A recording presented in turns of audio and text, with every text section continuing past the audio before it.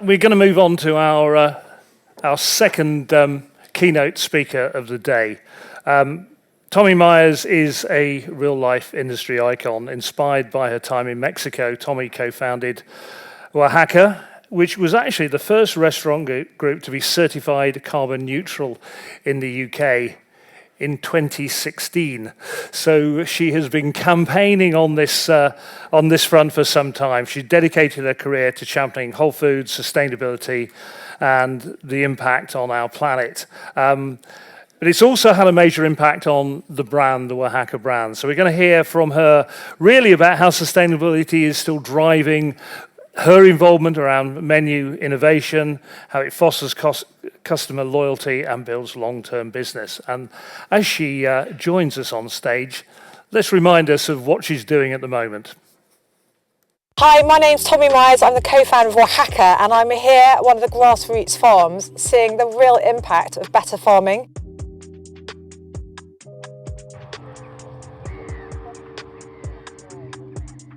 Graham Park's a farm here at Overbank Farm in Macclesfield. I've been farming here for the last 8 years and I've farmed all my life. What's going to happen if we don't look after our soil? We're dependent on 6 inches of soil to grow our food. And I think what we need to learn to do is actually learn how to feed the planet without destroying it. Regenerative farming is all about repairing the natural environment and our farmland where we produce food, healing it from the damage caused by industrial farming. On grassroots farms, we're farming in a way that improves the health of the soil, the streams and rivers, hedges and corners where wildlife can thrive. Because it's only when the nature thrives that we can have a hope of producing food in our changing climate. I really do believe that better soil makes better food and better health for humans. What we forget about is that human beings rely on the pollinators, on the dung beetles and the earthworms and the bumblebees for our very survival. Without them, we can't grow food. And at grassroots and farms like this, they're actually enabling those insects to thrive again. One of the reasons why our farms have less carbon emissions is because we're changing what we do. We're keeping our cattle out for longer, we're growing more grass, we're using less inputs and putting a lot of the carbon back into the soil where it originally came from. So our grassroots farming, we farm in a way that improves nature, improves the resilience of farms in the face of climate change and produces healthy and amazing food. I really hope that when you come to Wahaca, you're eating into a better food chain where you're helping the birds and the bees and the dung beetles and the hedgehogs and the barrel owls coming back into nature. You're eating with nature, not against it.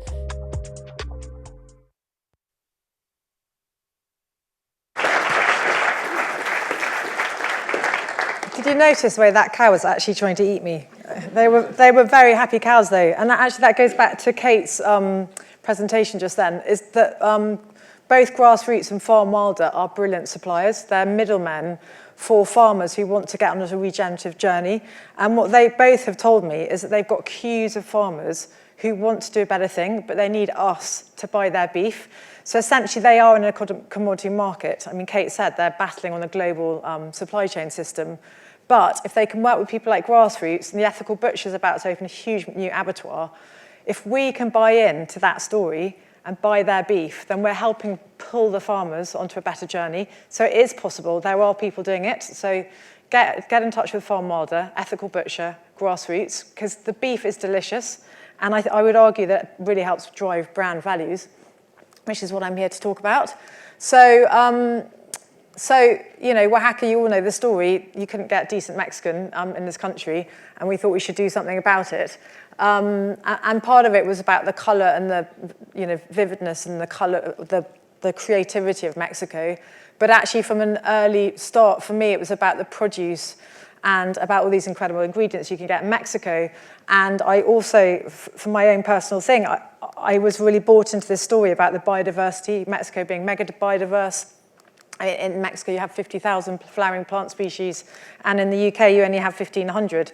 That diversity of ingredient is what we should all be thinking about. We now know about soil. We know about gut health, that if we're eating diversity of species, it's better for us. But that means putting them on our menus too. It means growing them. And if we only ever grow one type of banana, we've all heard the story, if that banana gets a plague or a mite on it that kills it, then we've got no bananas left to eat. So this is about food security, but it's also about menu innovation. So from the word go, we were talking and having fun with really cool suppliers. So that's Guy Hedges, who can be controversial with a microphone, but he's been a great partner, and we still buy organic vegetables from Riverford. I remember when I first started talking to our supply chain team, when we had such a thing, when we started growing, and them kind of going, well, the organic thing didn't really resonate. And I still think in this country, organic has got such a bad rep. Whereas like conventional farming should be the one that should need the certification. Like this has got this amount of nitrates, this amount of pesticides, this amount of herbicides, this is what you're eating, this is what you're ingesting. I hope George Lamb kind of helped bring that back to home. But organic farming is the thing that should be actually almost free of labelling, because that's the way we have always farmed. And it's interesting talking to farmers. Conventional farmers say to you, we've always farmed this way. They've been farming this way for 70 years. That's like a snapshot of the history of farming. Regenerative farming is going back to how we always have farmed. And it was interesting hearing from the NFU about separating out and how the unfeasibility of having small mixed farms. But it is possible to use innovation and technology to go back to mixed farming systems. I truly believe if you separate them all out together, you are going down these very tunneled visions. So does it help your brand? I mean, I guess that is the interesting question. Also, what's the time? What are my time things on this, Peter? Is it down here somewhere? Oh yeah, there we are. Look, there we are, perfect. So I'd argue that working with people like Toast and a lot of you work in menu innovation. Isle of Wight Tomato is a really good brand.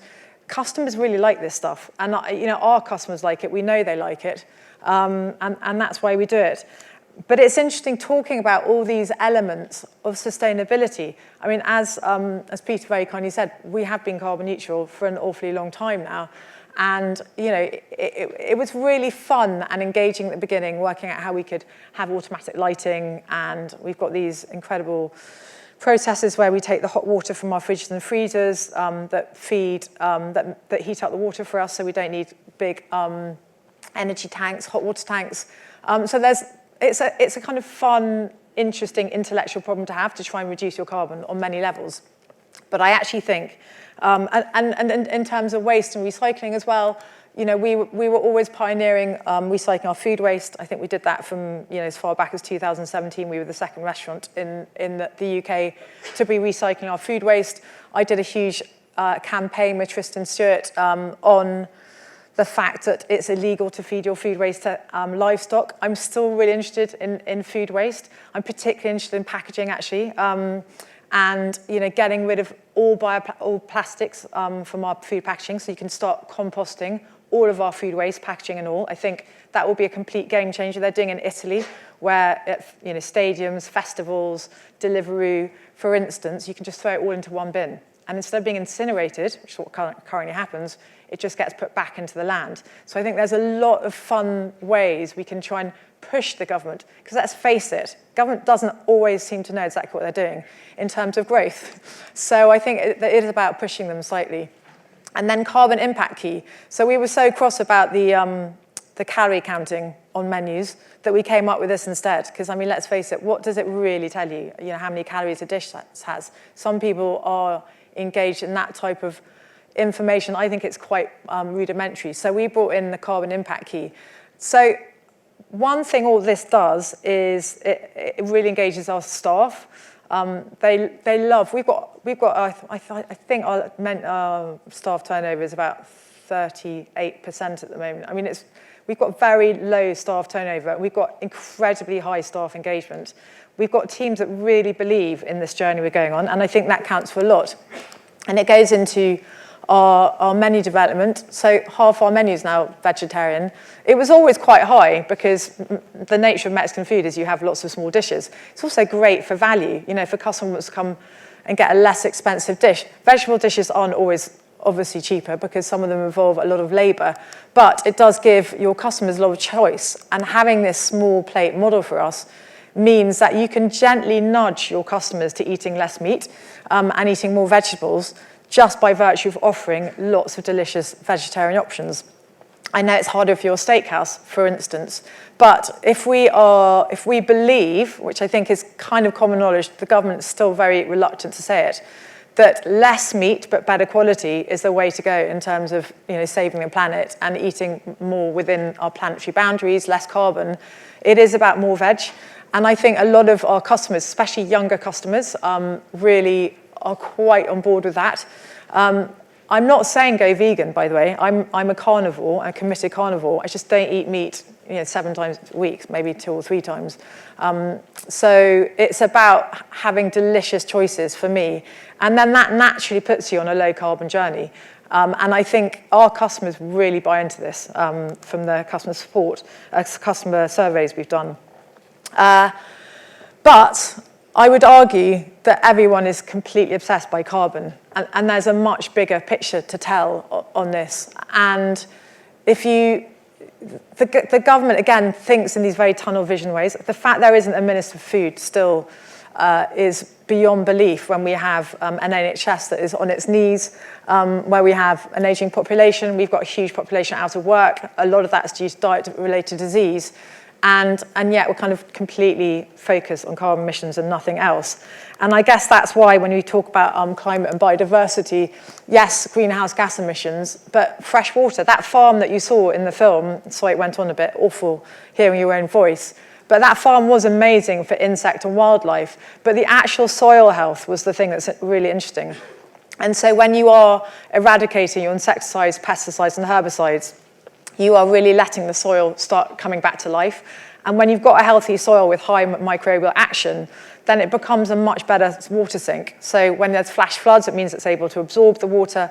And then when there's a drought, the crops are better able to sustain themselves and survive. So when we're talking about sustainability, this is the key to a lot of farming. And so quite rightly in the previous talk, it's got to be about the two things together. Sustainability can't be at the cost of food production. If you can marry those two things together, then you're talking about this lovely sweet spot. Cleaner waterways, we've all heard about the rivers, and I think the water companies should get a lot of rap. I'm all over that. But the chicken farms, where do you all buy your chicken? So our chicken is free range. We're paying an absolute fortune for that. Do we communicate it enough to our customers? I would argue absolutely not. We've been doing focus groups with Gen Z at the moment, and a lot of them are completely unaware of our buying practices, which is bad on us, and it's something we're aiming to address. But all of you who sell chicken, at some point probably have got a chicken supplier who's on the River Wye or a similar river, and that level of excrement. So it is on us. It is on us. Like, obviously we need to survive, we need to be sustainable, but it's like, how can you offer delicious choices so that you feel like you're part of a solution? Soil degradation, again, that goes to intensive farming and monoculture. I've got a charity called Chefs in Schools. I'll talk a bit about that later. But this monoculture piece is another massive issue for me. So we have got pulses now from Hodmedods. We try and work with small niche suppliers because we want that diversity of ingredient on our menu. And we know that as a business, we've got that pull effect. If we can buy from smaller producers who are farming in a better way, who are farming different varieties of crops, then we're helping part of the puzzle. And I think, for me, that's a really exciting part of where we are as a kind of middleman between the farmer and the consumer. We've all got the power with an extremely straightened business economic backgrounds at the moment. I know it's very difficult out there, but we have this immense power. And the consumer wants to know that they're making the right choices. You just have to tell them in the right way. So biodiversity and monoculture being a kind of crux together. But the biodiversity of that farm, it was an amazing thing to go and see that farm. And hearing from the farmer who 5 years previously had been spraying all of his fields with nitrates, huge amounts of nitrates, and all the pesticides, herbicides. And now with no pesticides at all and herbicides, and much fewer nitrates thanks to technology, how nature is flooding back into his land. And that's got to be exciting for all of us and for our grandchildren. And then this is actually a Wild Farm slide. I've done some work with Wild Farm and George Lamb and Andy Cato. This was the farm that Andy Cato first bought in the south of France when he started Wild Farms. Soil degradation. A lot of people talk about lab meats, and a lot of people talk about being able to grow plants in water, and there's a lot of kind of excitement about, you know, human technology and how we can create technology to save ourselves. But fundamentally, 95% of the food we eat is still grown in soil, and the level of soil degradation that's happening at the moment is scary. So again, you know, being part of the solution, this is the farm that Andy first started working on, and within 5 years of farming better, he, you know, went from soil that looked like that to soil that looked like that. Now I know not only is that going to be a better place for my kids to go and visit and walk on, that obviously is going to be full of toxic chemicals, and you can see the levels of cancers and immune system issues in farmers in America, particularly where they spray way more than we do. It's really big stuff that's coming out. And I know that some of the larger chemical firms have been trying very hard to stifle these lawsuits that are coming from farmers who've got a lot of, you know, been a lot of access to all these chemicals they're using. But equally, you know, nutrition. I think nutrition is going to be a massive part of the thing of how people think about food in the future. And the fact that food grown in sterile soil basically doesn't have the same nutrition levels is, you know, the wellness industry is huge. Gen Z care about wellness. They invest huge amounts of money in it. I do believe that as brands, if we can start thinking about the nutrition side of the food that we're selling, that's a big part of it too. And then press. I mean, we had an avocado problem. We sold a lot of avocados. People love our guacamole. That's a nice problem to have. But obviously they're grown, they use a lot of water. They're grown on the other side of the world. Mexican cartels were becoming involved in a lot of the Mexican avocado production. So then we started thinking about menu innovation and how we could produce alternatives. They cause big headlines, some of these things. They don't all cause headlines, but you know, you do get massive spikes of customers who like what you're doing. Again, when we took our steak taco off the menu, it went completely viral. Everyone panicked and like, they're taking steak fully off the menu. They hadn't actually read the proper press release, which we were changing our cuts and taking half carcass in, breaking them down so we could buy better meat. But you know, you do get column inches by doing things that are innovative, I believe. And then obviously there are challenges. And Kate Nichols talked about the trade-off by being sustainable and being able to afford to be sustainable. I mean, I would argue that if you bake it into your business, you can probably do a bit of both. And obviously things like our free-range chicken, that's a huge commitment. Not all people might, you know, be able to afford that. But then you can balance those costs off with other things. So I think the amazing thing we found at Wahaca is we have very loyal customers. We are not good at communicating it to the younger audience, which is something we're trying to address. But our staff, our employees, absolutely love what we do. They are such super fans. And I think in an environment where it's really hard to find new staff and to employ, that's got to be a good thing as well as appealing to your customer. And then this was just a little snapshot of what it is to live in cities and the fact that we are all businesses mainly working in cities and the role that we have, because you know, people eat so much food in cities, and if we can change the way we supply food and give it to people by buying better, we have a huge impact on how the world is coping environmentally. So I think we have that huge, almost like challenge and responsibility, and it's a fun one because I think it means you go to bed and you think, when you're looking back at your day, that you've done the right thing. So you can do it in lots of ways. It's procurement. I think talking back about carbon, your supply chain, when my business partner Mark, who lots of you will know probably, when we were carbon neutral, and then other people started coming on board the carbon neutral journey, he was like, right, we've got to get to net zero now. And I've been really pushing back on net zero because I do feel that there's a lot of labels now, whether you're B Corp or net zero, where you have to pay quite a large amount of money to jump through fences and make documents happen and all that stuff, and then you put it on your website and it looks pretty. Does it really mean anything? And I think if you can put some of that money into your actual supply chain by buying better food, you're going to have a much bigger impact. And when you go to bed, you actually know that you're buying from better people, like your beef. And you can market it on your menu. You know, you can say grassroots, you can say farm wilder, and you can talk to your customers about it. And for me, I almost feel like we need to move away from some of these labels and actually bake it into our supply chain, because you will actually be doing the right thing by doing that. And then I guess from the charitable side, Kate Nichols talked about looking after your people, which I think in our sector we're amazing at looking after our people. But it's also outward facing. We all have charities, foundations we give to, but making sure they're aligned with what you're doing. So Chefs in Schools is a charity I helped set up with Henry Dimbleby about 6 years ago, for which I'm a trustee. And again, it's all about teaching children how to eat better and how to think and feel about food in a different way. So the food system at the moment is corrupted, as we all know, and we've got huge levels of obesity. 56% of our shopping basket in this country is ultra-processed. A lot of that is happening in schools. So we set up this charity to show that you can have much better food in schools, and it's affordable as well. So there's just a snapshot of some of the very beige food you see in a lot of schools. A lot of carbs, a lot of simple carbs, which effectively means that the kids, when they go back to school in the afternoon after lunch, basically fall asleep because they've got so much sugar going around their system.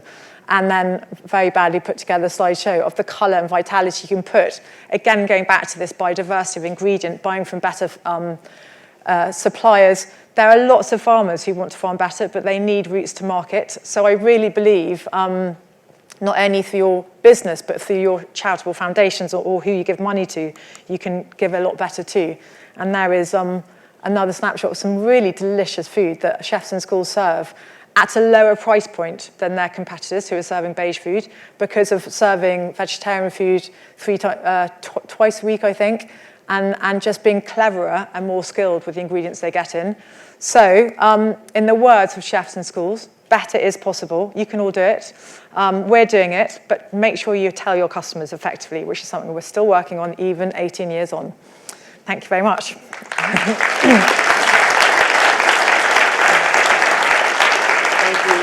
Thank you very much, Tommi. I think we have time for one question. Do we have a question from the audience?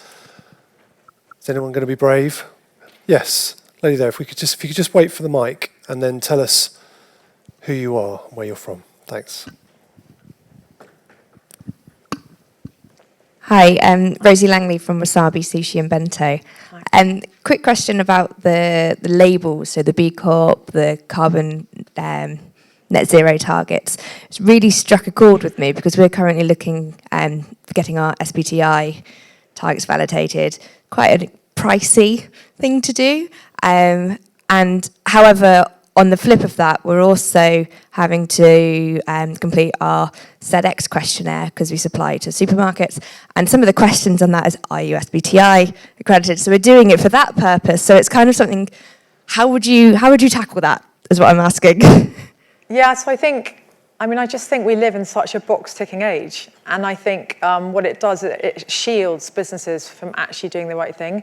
And I know that, in retail, many companies are shareholder-owned, and there is this sense that you just have to keep showing an increase in profit. And especially what's happening politically with America right now, it's very complex. But I think if you can keep shouting about the good stuff you're doing and really telling the story consumers desperate for stories. They're desperate for positive stories. And I feel like in the work that I do at Wahaca, in the work I do at Chefs in Schools, in the work I do with farmers and seeing farmers doing better, they are such positive stories.